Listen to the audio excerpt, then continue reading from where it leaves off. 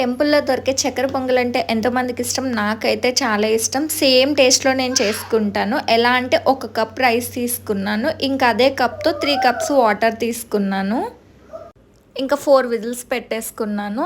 ఇంకా ఒక కప్పు రైస్కి ఒక కప్పు బెల్లం తీసుకున్నాను. స్వీట్ ఎక్కువ కావాలంటే 1.5 కప్ కూడా తీసుకోవచ్చు. ఇంకా మొత్తం మెల్ట్ అయిపోయాక దాన్ని వడపెట్టేసుకున్నాను నీట్గా.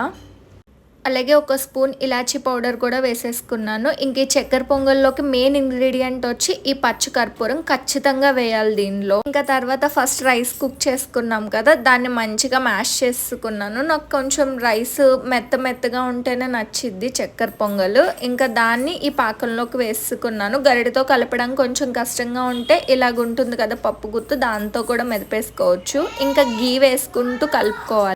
ఇంకా లాస్ట్లో గీలో ఈ డ్రై ఫ్రూట్స్ని బాగా ఫ్రై చేసుకోవాలి. కొబ్బరి ఖచ్చితంగా వేయాలి. గీలో బాగా ఫ్రై అయ్యాక పొంగల్లో వేసేసుకోవాలి. అంతే. వీడియో నచ్చితే లైక్ చేయండి, సబ్స్క్రైబ్ చేయండి. Thanks for watching.